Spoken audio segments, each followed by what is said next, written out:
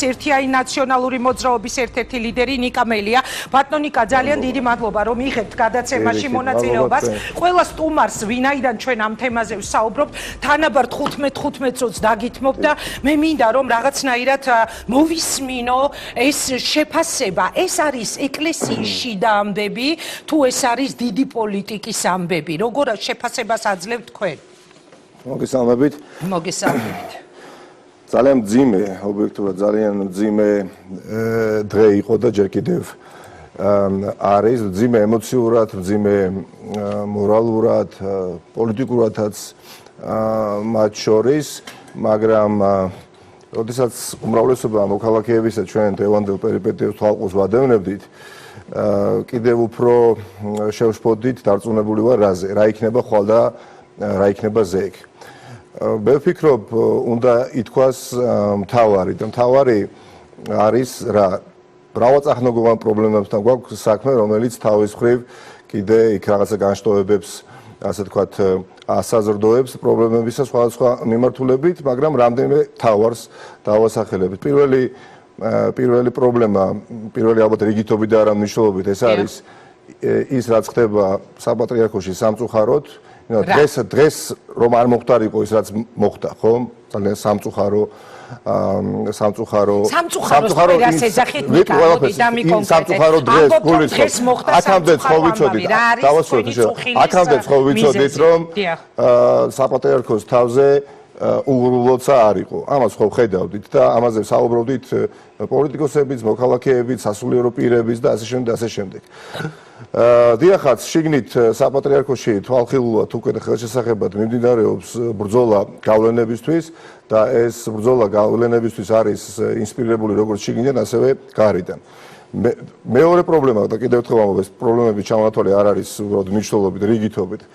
ხელისუფლების ჩართულობა ამ პროცესში ჩანს, აშკარად ჩანს უხილავი ხელი ხელისუფლებისა და კიდევ ერთი დამატებითი პრობლემა. ნიკა, გაგაწყვეტინოთ ამ წუთას ეპარქიაში რა ხდება, პრაიმ ტაიმის ლაივი უნდა შემოვიყვანოთ ახლა პირდაპირ ეთერში.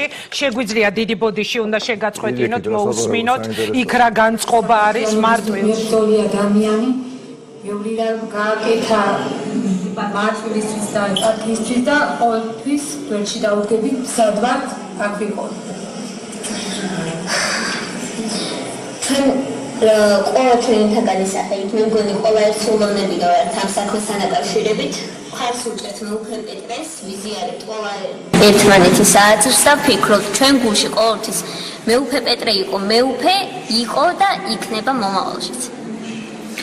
დიახ, აქ არის წარმოდგენილი მრევლი და ისინი იტყვიან თავიანთ განმარტებებს ამასთან დაკავშირებით, როგორ შეაფასებდით დღევანდელ დღეს და რატო ხართ აქ მოსულები, რო გითხრათ?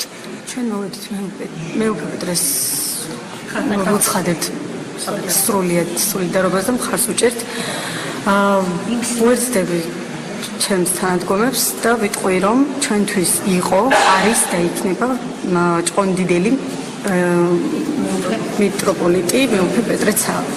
არც აი ეს ამბები ხდება ახლა მარტვილში და ჩვენ წეღავ ნახეთ ის ხო მთავარი არხის მიერ გადაღებული მასალა დაუშვათ იმ სასულიერო პირების განცხადებები, რომელიც შეადგენდნენ მეუფე პეტრეს ეპარქიას. დიახ, ნიკა, გაგაწყვეტნეთ, თქვენ საუბრობდით ხელისუფლების ჩართულობაზე ამ პროცესებში, მაგრამ მანამდე რაღაცა დიპლომატიურად აუარეთ გვერდით ჩემ შეკითხვას. თქვენ თქვით, რომ დღეს მოხდა ძალიან სამწუხარო ამბავი. თქვენი წუხილის მიზეზი რა არის? რა იყო თქვენთვის შემაწუხებელი დღეს მომხდარ ამბავში? განცხადება, რომელიც აკეთა მეუფე პეტრემ თუ სინოდის გადაწყვეტილება რომ მეუფე აღარ არის პეტრეცაავა. მე ამას ვიტყვი თუ შეიძლება და ვაპირებდი ამის თქმას, უბრალოდ ის პრობლემები რაც მე ჯერ ამაზე მიპასუხეთ და მე გადავიდეთ. არის სახეზე, ასევე ამ პრობლემის ჩამონათვალში აუცილებლად არ უნდა გამოგჩეს ჩვენი ძილგამომთხრელი სახელმწიფოს ინტერესები ქართულ ეკლესიაში. რატომ?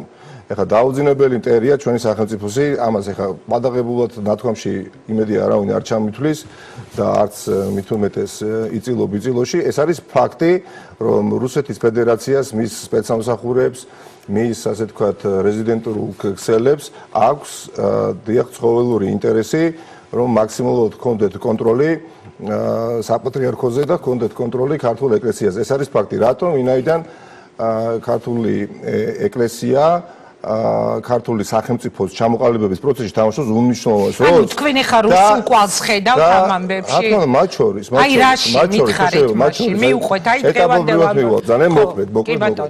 ეს არის მთელი წყება პრობლემებისა, რომელმაც დღეს უფრო ასე კაფიოდ და არასასიამოვნოდ იჩინა თავი. მე რა თქმა უნდა, მილიონობით ქართველთან ერთად ალბათ ბედნიერი ვიქნებოდი, რომ სინოდზე განხილული საკითხები დარჩენილიყო სინოდის ფარგლებში და არ გამოსულიყო გარეთ. ძალიან სამწუხაროა, როდესაც ჩვენ უნდა ვეძებოთ სულიერება და სულიერ საზრდოს იძლეოდეს სასულიერო პირები, ვაკვირდებით იმას, რასაც ვაკვირდებოდით. ეს არის ჩემი როგორც ადამიანი სერიოზული წუხილი. ასევე არ დაგიმალავთ, თქონდა მოლოდინი, თითქოს დარწმუნებული ვიყავი, რომ დღეს გაკეთდებოდა განცხადებები სხვადასხვა სასულიერო პირებისგან, მათ შორის სანამ სინოდის ხტომა დაიწყებოდა, ან რომ დამთავრდებოდა, გასაგებია მე წარმოუდგენელი რა მოხდა და ამისთვის ახლა შეიძლება არავის არ ეცადა, მაგრამ განჩინებაში მაინც ვფიქრობდი ამოვიკითხავდით მეუფე იაკობთან დაკავშირებით. ითქვა რომ მეუფე იაკობმა აღსარება თქვა პატრიარქთან მოინანია, იქაც სინოდზეც მოინანია და ამით დამთავრდა თემა.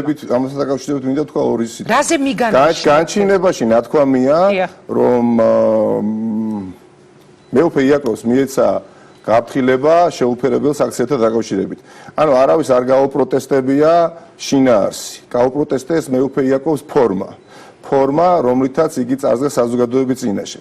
გასაგები აღსარება მიცა სინოდის ფარგლებში ისაუბრეს და გაწოდება მიიღეს ისეთი როგორც მიიღეს და ეს მათი ასე ვთქვათ გადასაწყვეტი საკითხი და მე იმედს ვიტოვებ რომ დარჩა რესურსი საპატრიარქოში ქართულ ეკლესიაში რომ ამ ურთიერთდაპირისპირების ასე ვთქვათ აღმოფხვრა მოხდება რაც აისახება ძალიან უარყოფითად მთელ საზოგადოებაზე.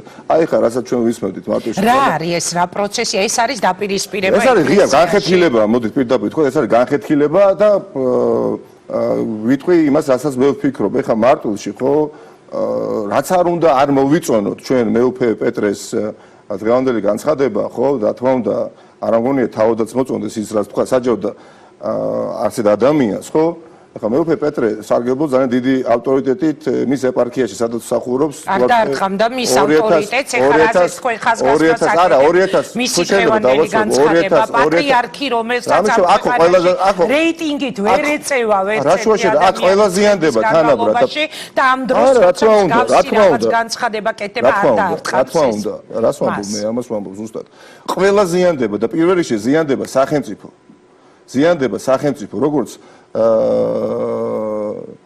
ერი ისე ბერი და მე ნამდვილად იმედს ვიტოვებ რომ ეს დარეგულირდება და ამის რესურსი მოიძებნება და ეს დაშორიშებული პოზიციები დაახლოვდება და არაპირიქით გაღვივდება. იმის იმედიც მაქვს, სიმართლე გითხრათ, რომ ქართული ეკლესია პოლიტიკური ორთაბრძოლებისა და ბრძოლების მაღლად ადგება ყოველთვის და იმის იმედიც მაქვს, რომ მოვა ის და დადგება ის დღე, როდესაც ხელისუფლება აქტიურად არ ჩაერევა ეკლესიურ საკითხების გადაწყვეტაში ან კორექტირებას არ შეიტანს.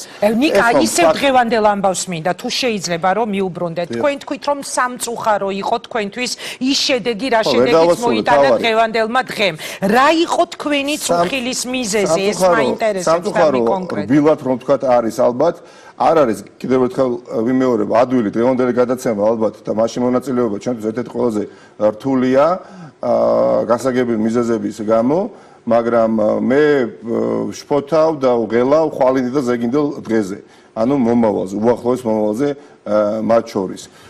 ჯერ კიდევ ხედავ მცირე რესურს ვითარების დარეგულირებისა, მაგრამ რო გითხრათ რომ მაქვს ამისი უახლოეს მომავალში დარეგულირების იმედი ამ ხელისუფლების პირობებში მოგატყვილებთ. დიახაც მე აკვიატებულად არ ვსაუბრობ, რომ ხედავ ბიზინა ივანიშვილის ხელს, რომელიც უხილავი აღარ არის. ამ პროცესებში ხედავთ ივანიშვილს. მათ აქვს თავიანთი ამოცანა. ხოცა ხელისუფლებაზე ვსაუბრობ, რა თქმა უნდა ივანიშვილს გულისხმობ, ეხლა ანრი ოხანაშვილს ყოველი გულისხმობ. ნიკა გონიერი კაცი ხარ და ამიხსენი, როცა ამბობ რომ ივანიშვილის ხელს ხედავო, აი გამივრცე, არ შეგაწყვეტინებ, სად რა პროცესებში დაინახეთ ივანიშვილის ხელი. კი ბატონო, არსებობს დაავოკებელი სურვილი ამ ხელისუფლების პირობებში და ბიზინა ივანიშვილის ასე ვთქვათ, თავს მარტო ეს მოსაზრება ტრიალებს, რომ ეკლესია მაქსიმალურად, ასე ვთქვათ, გავლენების თვალსაზრისით დაექვემდებაროს.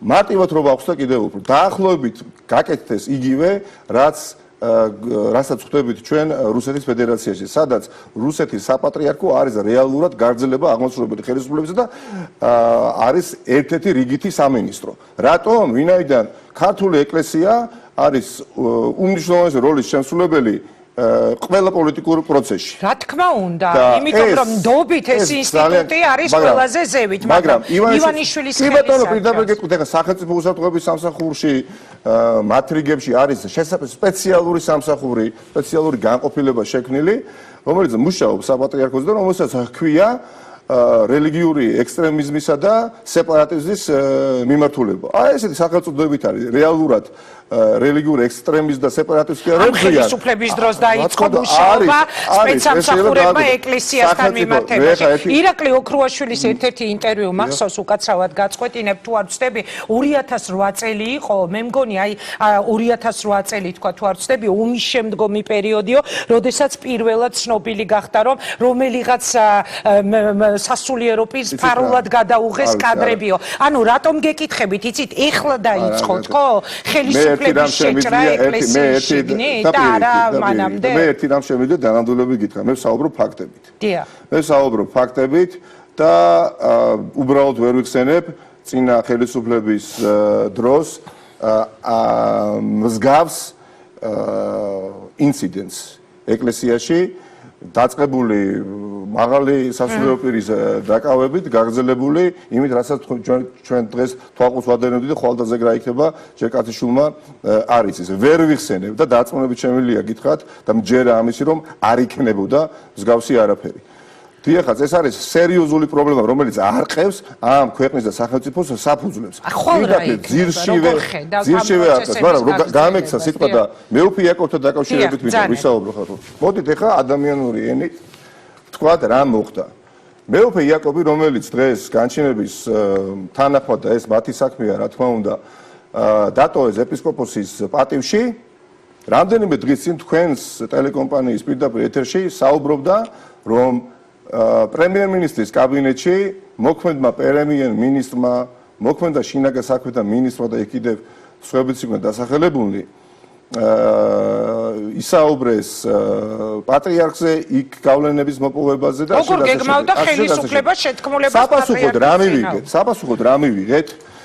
ხელისუფლების მხრიდან ყრუკედელი და დაცინვა იმ ეპისკოპოსისა, სხვათა შორის, რომლის მიმართაც დღეს არავის არ გაუპროტესტებია შინაარსი, რაც მან თქვა, ფორმა კი ბატონო.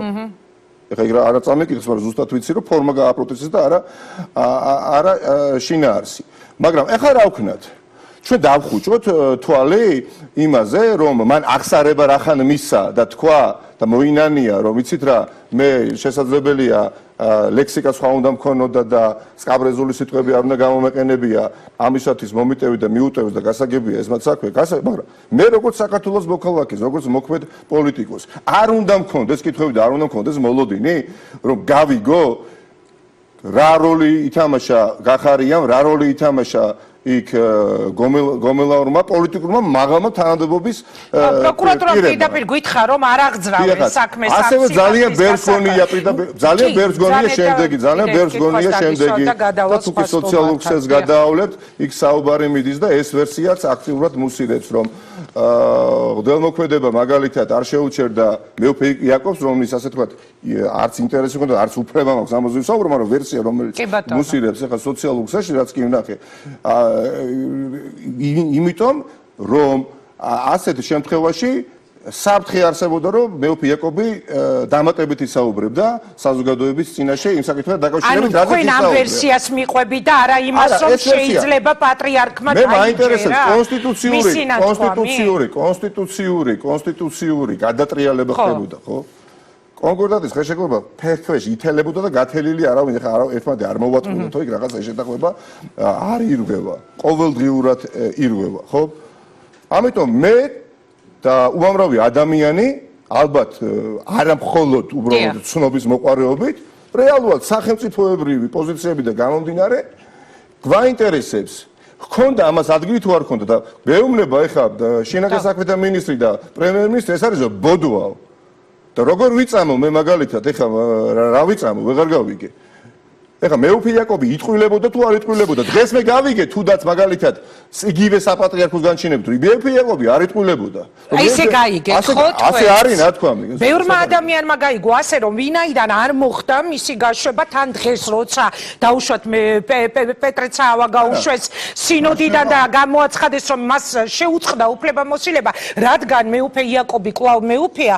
ბევრმა გაიგო ესე თქვენსავით რომ ალბათ ცნობად მიიღეს და კი ბატონო დაიჯერეს კიდე გაშვება არ გაშვებას თავი დაანებოთ ხო ერთი წუთით რო გადავდოთ გვერდზე პირდაპირ არის განჩინებაში ნათქვამი და რომ ფორმა ანუ შეურაცხყოფელი მიუღებელი შეუსაბამო ფორმა და არა შინაარსი ამიტომ მე ველოდები მე როგორც რიგითი მოქალაქე ველოდები მეუფე იაკობისგანაც და ხელისუფლებისგან სახელმწიფოსგან ველოდები რომ ამ საკითხს ნათელი მოეფინოს და აუცილებლად უნდა მოეფინოს. ეს არ არის ერთი წუთით გეტყვით და ერთ მაგალითს მოგესრულეთ. ჰიპოთეტურს საზოგადოებას მიმართავ. წარმოიდგინეთ ახლა ძალიან თქო ერთი წუთით რომ მეუფე იაკობს იგივე ეთქვა ჩემთან დაკავშირებით არ ვიცი იქ ვინც გრიგოლ ვაშაძესთან დაკავშირებით იქ კიდე ყობა ნაყოფესთან დაკავშირებით ხო რომ ჩვენ შევხვდა და ჩვენ გვეგმავდით იმას, რასაც ის საუბრობდა უკვე ქართული ოცნების წარმომადგენლებთან დაკავშირებით. აღძრავდნენ სისხლის სამართლის საქმეს თუ არ აღძრავდნენ? მე გიპასუხებთ. 2 საათში ვიქნებოდით დაკითხვაზე დაბარებული ეს. როგორც მინიმუმ, საერთოდ სახლიდან თუ მივაღწევდით პროკურატურაში ისიც გასაკვირი იქნებოდა და გამხარებოდა. ეხლა მეუფე იაკობს ეთქვა, რომ მელიას შევხვდი და მელია ამას გეგმავდაო. ხო? რა მოხდებოდა? ამიტომ აქაც ორმაგი სტანდარტია და ნუ რა ვისექნება იმისი ილუზია რომ ამას ნათელი არ მოეფინება. ეს არის სახელმწიფოებრივი საკითხი. ეს არ არის ვიწრო რაღაცა ჯგუფის ინტერესის ან მით უმეტეს პარტიული ასე ვთქვათ რთული თემაა ძალიან გასაშუქებლად და ძალიან რთული თემაა. მადლობა ნიკა